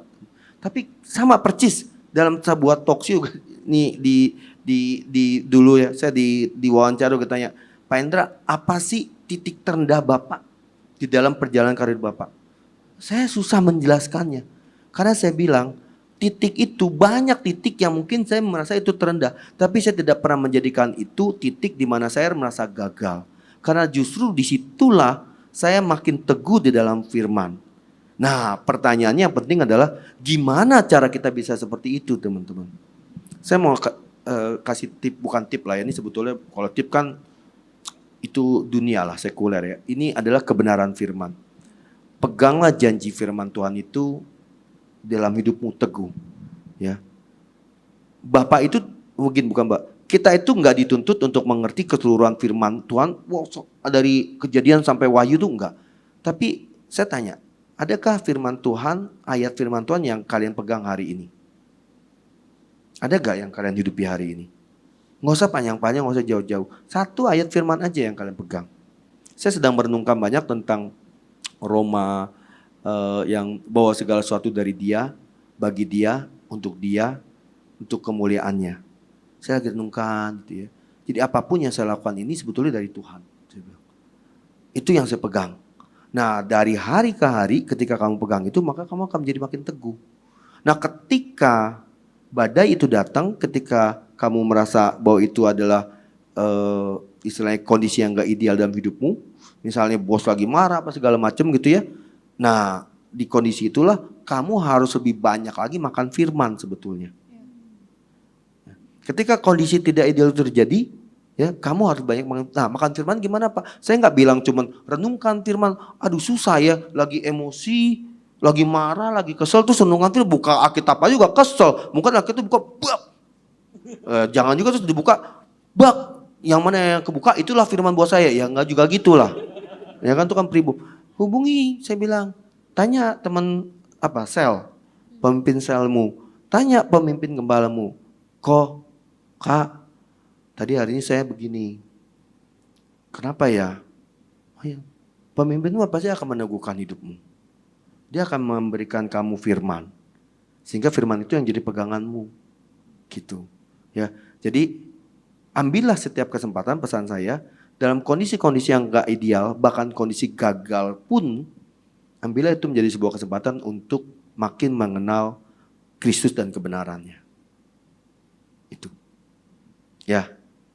Oke, thank you Pak untuk jawabannya. Mungkin untuk satu pertanyaan terakhir, boleh? Kak Tirta, silahkan. Selamat malam Pak. Malam. Nama saya Tirta. Saya mau tanya Pak, ya sebenarnya ini dari case yang saya lagi hadapi sih sekarang ini gitu di kantor. Jadi saya kerja di departemen IT. Jadi sehari-hari menghadapi IT gitu Pak. Berbagai macam lah karakternya gitu. Nah belakangan ini ada satu IT yang lagi sangat bermasalah gitu. Secara attitude, secara pekerjaan benar-benar lagi down banget gitu. Dan jadi perhatian oleh bos. Jadi atasan saya tanya ke saya. Jadi si IT ini sekarang itu udah dalam masa SP3 gitu. Dan atasan lagi sangat perhatikan lah gerak-gerik dia. Terus atasan tanya ke Tirta gitu. Menurut kamu dia gimana? Jujur waktu atasan tanya itu, Tirta tuh bingung Pak gitu. Bingung secara harus gimana gitu menjawabnya. Kalau Tirta jujur, Tirta tahu jawaban Tirta itu sangat berpengaruh gitu. Maksudnya karena secara realita ya etos kerjanya nggak baik gitu. Tapi secara hati Tirta kasihan gitu. Kalau misalnya dia diambil tindakan akan dikeluarkan gitu. Tapi pada akhirnya ya Tirta kasih tahu realitanya gimana, etos kerjanya gimana, keburukannya gimana. Tapi pada akhirnya yang secara hati itu Tirta sampaikan gitu untuk sebagai pertimbangan atasan Tirta gitu. Tapi yang jadi pertanyaan Tirta tuh harus bagaimana gitu Pak sekarang. Kalau secara hati Tirta kasihan, tapi secara standar pekerja di perusahaan Tirta dia nggak memenuhi standar gitu. Tapi sebenarnya secara kedagingan Tirta juga udah sangat nggak tahan gitu bekerja dengan IT ini gitu. Nah, akhirnya setelah diskusi sama atasan, Tirta lakukan pendekatan sama si IT ini. Tirta tanya masalahnya di mana gitu. Kenapa banyak lah Tirta tanya gitu. Kenapa ini tidak tercapai, ini begini-begini gitu. Tapi dari si IT ini sendiri keadaannya dia tidak merasa kalau dia seburuk itu gitu. Nah, Tirta bingung menyampaikan gimana menyadarkan dia kalau dia seburuk itu gitu. Karena dia pun kayak ogah-ogahan untuk ngobrol. Kayak Tirta mau berusaha untuk cari jalan tengah, kita rundingkan apa yang bisa kita solusikan gitu. Dan Tirta kasih tahu atasan lagi sangat memperhatikan dia gitu. Nah, jadi dalam posisi ini Tirta tuh lagi bingung gitu. Tirta harus gimana? Apakah memang membela dia gitu dalam posisi yang dia tidak sesuai kriteria, atau ya udah Tirta lepas tangan aja karena dari dia juga dia nggak ngerti gitu. Kalau dia situasinya ya bad gitu. Gitu Pak. Terima kasih Pak. Thank you Tirta. Pertanyaannya panjang sekali ya. Ini kalau saya jawab nanti bisa jadi jawaban di, kalau dulu ada majalah Kartini Oh Mama Oh Papa itu dulu. Tahu gak? Gak tahu ya? Gak tahu kan? Gak tahu. Jadi ada artikel itu Oh Mama Oh Papa itu. Oh Mama Oh Papa katanya gitu. Kasihanlah aku gitu. Kok kerja berteman dengan seorang teman IT yang gak ngerti kerjaannya jelek gitu kan? Kira-kira gitu ya Tirta. Saya bilang pertama, jadilah tenang. Buat kamu ya. Jadilah tenang. Karena dalam tenang itulah terletak kekuatanmu. Ya. Yang kedua, sadarlah bahwa Bapak itu kamu mengasihi dia ya. Mengasihi maksudnya, ini cowok cewek sih? Cowok ya, pacarmu? Oh bukan ya. Ya enggak saya biar clear dulu. Takutnya pacar dia karena tadi saya salah ngomong ya. Kamu mengasihi dia sebagai teman, tapi percayalah Bapak di surga itu jauh lebih mengasihi dia. Ya. Kamu pengen peduli akan dia, tapi Bapak di surga itu jauh peduli akan dia. Ya. Jadi kepedulianmu, kasihmu itu punya banyak keterbatasan memang. Ya, untuk menyatakan kasih sama dia, untuk melakukan sesuatu atas hidupnya itu banyak keterbatasan. Bahkan kalau kamu tidak bicara yang sebenarnya pun, belum tentu dia tidak dipecat dari kantor. Bisa saja dia dipecat dari kantor. Lalu ketika dia dipecat dari kantor, apa perasaanmu? Sedih? Merasa bersalah? Enggak. Kenapa enggak? Karena kamu bilang, padahal saya enggak menyatakannya sebenarnya loh. Gitu. Tapi kalau kamu menyatakannya sebenarnya terus dia dipecat juga, ya, dan dipecat pada akhirnya, kamu juga pasti merasa bersalah, benar enggak? Ya. Nah jadi saya bilang, maka itulah perasaan kita. Iblis itu tahu kelemahanmu. Maaf ya. Iblis itu tahu dengan kelemahanmu. Itulah tipu daya iblis. Dia akan mempermainkan perasaanmu di situ. Dia tahu kamu mengasihi dia, tapi kamu punya banyak keterbatasan, dia akan mempermainkan perasaanmu. Sehingga yang muncul adalah pikiran-pikiran yang tidak benar. Ya pikiran untuk gimana ya, apa yang gue tutupin, apa gue nyatakan ini. Itu sesuatu yang maka tadi saya bilang. Yang pesan saya pertama adalah jadilah tenang dulu. Ya, percayalah bahwa Bapak di surga tuh jauh lebih mengasihi dia. Ya. Itu ujungnya yang mesti kamu pegang. Nah sekarang bagaimana? Nah ini bicara managerial skill. Ya. Saya dalam pengalaman saya, orang yang seperti ini memang orang yang nggak perform itu, yang pertama pertanyaannya adalah apakah dia tahu dia nggak perform? Kalau dia tidak tahu, harusnya diberitahu. Ya. Apakah dia menyadari itu? Kalau dia nggak sadar, berarti harus disadari. Tell them, kasih tahu, KPI lu ini lu, kamu nggak mencapai. Itu harus dikasih tahu. Kalau dia sudah tahu, pertanyaan berikutnya adalah, mereka mau gak lakukannya itu? Mereka mau gak lakukan itu? Ya. Bicara mau dulu. Kalau bilang mau, pertanyaan berikutnya adalah, dia mampu gak lakukan itu? Kalau bicara mampu, ada gak hambatan-hambatan yang menyebabkan dia gak bisa perform? Nah jadi itu 4 pertanyaan tuh. Yang pertama, dia tahu gak bahwa dia tidak perform? Lalu jawabannya gak tahu, ya kasih tahu. Kalau dia tahu, pertanyaan berikutnya, dia mau gak lakukan itu? Mau sih, dia punya motivasi yang benar. Pertanyaan berikutnya, dia mampu gak lakukan itu? Mampu. Nah kalau dia mampu, kok nggak perform juga? Pasti ada obstacle lainnya. Hal lainnya apa nih? Mungkin saat itu dia sedang depresi karena ditinggal pacar, orang tuanya kenapa, misalnya gitu kan. Kita nggak pernah tahu. Nah itu kalau ini bicara dalam kewenangan kamu sebagai pemimpin. Tadi saya bilang managerial skill ya. Tapi kalau as a friend ya kamu cuma berfungsi untuk kasih tahu aja. Kamu tuh dipandangnya begini as a friend loh. Kamu pandangnya begini. Tapi tadi saya katakan pernyataan kasihmu sebagai seorang manusia terbatas. Tapi kamu jangan taruh perasaanmu di situ. Yang kamu harus nyatakan adalah it's okay, bagianmu udah menyatakan kasih sama dia. Aku peduli sama kamu. Kalau kamu perlu kasih gajimu sebulan, kamu kasih gajimu sebulan. Terus kamu keluar deh dari sini misalnya. Tapi kamu kan punya keterbatasan juga, nggak bisa kasih itu. Ya kan? Ya sudah, kamu lakukan bagianmu sesuai dengan hikmat yang dari Bapak. Selebihnya percayalah, dia pasti akan tetap hidup besok juga ketika dia keluar dari perusahaanmu.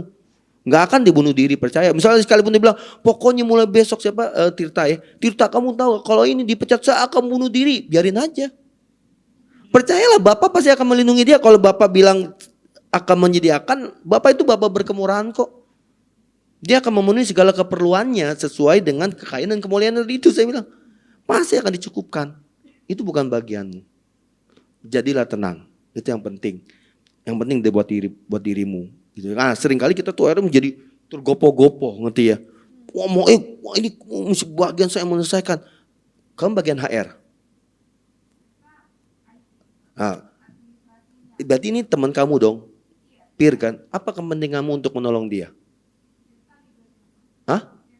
Kamu leadernya dia kan? Nah kalau kamu leader dia tadi bagian kamu melakukan managerial skill itu tadi, ya. Ambil bagianmu untuk menjadi leader yang baik. Nyatakan kasih sama dia. Oh tadi yang bilang bosnya kamu berarti yang menurut dia ya. Ini anak buahmu berarti ya. Nah kamu nyatakan kasih saya sama dia. Kamu tolong dia. Kamu nggak mau. Kenapa kamu nggak mau? Ada masalah apa? Tapi hati-hati ya. Kalau ini tadi saya tanya kan, karena ini kan cowok, ya. Mungkin ada baiknya kalau dia anak Tuhan juga kamu bawa teman yang lain. Supaya perasaanmu nggak bermain di situ, ngerti ya? Menurut saya. Karena bukan. Saya tidak bilang perasaan jatuh cinta, bukan. Saya nggak bilang perasaan itu. Cuma maksud saya perasaan biasanya kalau cowok sama cowok tuh lebih gampang. Cewek dengan cewek lebih gampang ya Max ya. Tapi ketika cewek dengan cowok itu kadang suka nggak match kan katanya gitu ya. Karena cewek itu banyak perasaan, cowok itu pakai logika gitu kan. Dia bisa ngomong seenaknya sama kamu. Kamu yang ambil nanti itu menjadi bagianmu. Akhirnya kamu jadi ambil personal, kamu yang terluka. Dia tenang-tenang aja ketawa-ketawa. Dia nggak perform, kamu yang pusing. Pulang dengan beban kamu. Nah itu yang saya maksud. Tapi kalau kamu ada pendamping, akhirnya kan kamu nanti bisa bilang, udah lu nggak usah ambil pusing lah dia gitu. Bisa aja tiba-tiba kata-kata dia ada menyakiti hatimu lu, kita nggak tahu. Gitu ya. Tapi pesan saya tadi satu, jadilah tenang deh. Ya. Ada bagian-bagian di mana kamu harus banyak berdoa. Untuk mendengarkan, untuk peka mendengarkan suara Bapakmu di surga. Sehingga kamu bisa melangkah dengan baik. Ya. Oke, nggak kerasa banget nih. Kayaknya ngobrol dengan Pak Hendra nih asik banget ya. Nggak terasa loh, waktu kita ngobrol dari tadi itu udah hampir 1 jam ini. Kita ngobrol ya.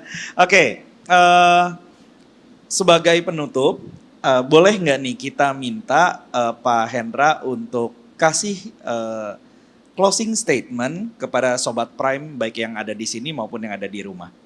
Oke. Ya teman-teman mungkin gini ya. Salah satu yang saya pegang dan menjadi kebenaran buat hidup saya itu adalah Matius 5 ayat 16 ya. Hendaklah terangmu bercahaya ya bagi semua orang sehingga mereka yang melihat perbuatanmu yang baik akan memuliakan Bapakmu di surga. Jadi kita menjadi terang, tadi saya bilang. Kita ini diutus untuk menjadi terang. Teman-teman sudah diutus, diselamatkan dan diutus. Ini satu paket loh teman-teman.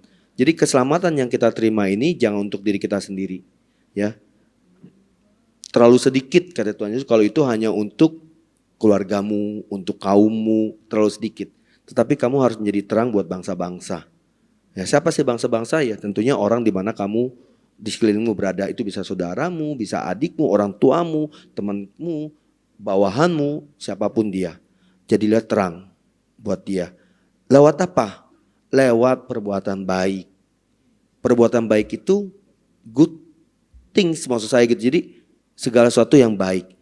Dalam bekerja kita harus tunjukkan perbuatan baik, harus perform, harus rajin, harus committed, ya, harus berperilaku bertutur kata yang baik juga, ya. Buat apa? Bukan supaya namamu dipuji, bukan. Supaya mereka memuliakan Bapakmu yang di surga. Ya. Nah, kita melihat ini sebagai sesuatu yang memang isinya supaya Bapak kita dimuliakan di surga. Tapi dalam perjalanannya tadi sesuai dengan pertanyaannya Kodwi tadi itu ya, gimana ya? Ya melangkahlah. Menjalani hari-harimu, percayalah. Saya menjadi di titik sekarang ini pun juga gak terjadi tiba-tiba teman-teman. Saya melewati proses yang panjang, saya mengalami covering segala macam ya. That's why saya bilang tetaplah teguh berada dalam komunitas di mana kamu berada sekarang. Karena itu akan menolong hidupmu, percaya saya teman-teman. Karena pergumulan di luar, informasi di luar itu begitu cepat dan informasi itu terlalu banyak yang akan membuat kamu menjadi bingung dan akhirnya jauh dari imanmu. Jadi teguhlah hidup dalam komunitas yang benar ini teman-teman. Itu yang kedua ya. Teruslah berjalan dengan imanmu bukan dengan apa yang kamu lihat. Always walk by faith not by sight. Ya, percayalah. Pemeliharaan Bapak itu akan terjadi dalam hidupmu. Teman-teman masih muda, Bapak sudah menetapkan banyak hal baik yang Bapak sudah akan banyak hal baik yang Bapak berikan dalam hidupmu. Amin. Itu aja. Oke, itu tadi sudah wrap up pembicaraan kita malam hari ini. Puji nama Tuhan dan teman-teman yang di Zoom, Bapak Ibu Saudara di Zoom juga boleh kasih reactionnya untuk setiap yang terbaik yang sudah Tuhan bagikan buat kita lewat Pak Hendra malam hari ini. Kita akan tutup WTT kita malam hari dengan berdoa. Bapak, sekali lagi kami bersyukur Tuhan, terima kasih untuk setiap hal yang Tuhan boleh nyatakan dalam kehidupan kami, dari setiap hal yang Tuhan boleh kerjakan dalam kehidupan kami. Terima kasih Tuhan, kami ditempatkan di mana kami berada saat ini. Kami mengucap syukur Tuhan, di tempat kami boleh bekerja, kami boleh beraktivitas sehari-hari. Kami mengucap syukur Tuhan, karena kami percaya ada maksud Tuhan untuk Tuhan boleh tempatkan setiap daripada kami. Dan kami berdoa Tuhan, biar sungguh apa yang kami lakukan Tuhan, biar itu yang seturut dengan jalannya Tuhan, seturut dengan firman-Nya Tuhan. Dan kami percaya Tuhan, biar sungguh ketika kami melakukan hal itu, kami melakukannya dengan sukacita yang daripada Tuhan. Terima kasih Tuhan, terima kasih buat malam hari ini. Kami juga memberkati narasumber yang hari ini sudah menyampaikan kebenaran-Mu Tuhan, Pak Hendra Tuhan. Kami berdoa biar Engkau yang memberkati setiap pekerjaannya, keluarganya, Tuhan, bisnisnya, karirnya. Kami percaya Engkau yang angkat naik dan bukan turun, jadikan kepala dan bukan ekor. Kami percaya Tuhan, biar setiap apapun yang ia kerjakan Tuhan, dengan takut dan gentar akan Engkau yang buat berhasil di dalam nama Yesus. Terima kasih Tuhan, kami mengucap syukur buat malam hari ini. Juga kami mau berdoa Tuhan untuk Gembala di Prime Tuhan. Kami berdoa Tuhan untuk Ezra dan juga Valen. Kami mengucap syukur Tuhan untuk pemimpin yang Tuhan boleh tempatkan di atas kami. Juga kami berdoa untuk setiap pemimpin mudanya yang ada Tuhan. Kami berdoa juga Tuhan untuk Devri Tuhan, dan juga berdoa buat Kodiki, untuk pemimpinnya juga Tuhan berkati Dwi dan juga Christian. Kami percaya Tuhan, biar Engkau yang ikat mereka dengan tali kasih-Nya Tuhan. Dan kami percaya Tuhan, biar Prime ini semakin maju di dalam Engkau Tuhan. Kami percaya ada satu kedewasaan secara kerohanian yang boleh tumbuh Tuhan dari tempat ini. Terima kasih Tuhan, biar segala kemuliaan hanya bagi nama Tuhan. Juga kami berdoa Tuhan, terlepas juga untuk gembala kami di tempat ini, untuk Om Agus Tuhan. Kami percaya Tuhan, biar kami mau memberkati peperohani kami di tempat ini, berikan kekuatan, kesehatan, Kau memberkati pelayanannya, Kau memberkati setiap apapun yang ia kerjakan Tuhan. Kami percaya biar segala hal yang ia kerjakan dengan takut dan gentar Tuhan, Kau yang buat berhasil. Terima kasih Tuhan, terima kasih buat malam hari ini. Dan kalau sebentar kami mau berpisah Tuhan, kami percaya biar kami berpisah dan kami boleh menerima berkat yang terbaik yang daripada Tuhan. Yuk mari semuanya kita angkat kedua tangan kita, biarlah kita pulang dengan membawa berkat yang terbaik. Biarlah berkat yang terbaik daripada Allah Bapa, berkat yang memampukan setiap kita untuk memiliki work style of the believers, itu boleh terus ada di dalam kehidupan kita, bersama kasih karunia Tuhan dan persekutuan yang manis dengan Roh Kudus. dari saat ini sampai kekal selama-lamanya. Di dalam nama Tuhan Yesus Kristus. Haleluya. Amin. Amin. Tuhan Yesus memberkati.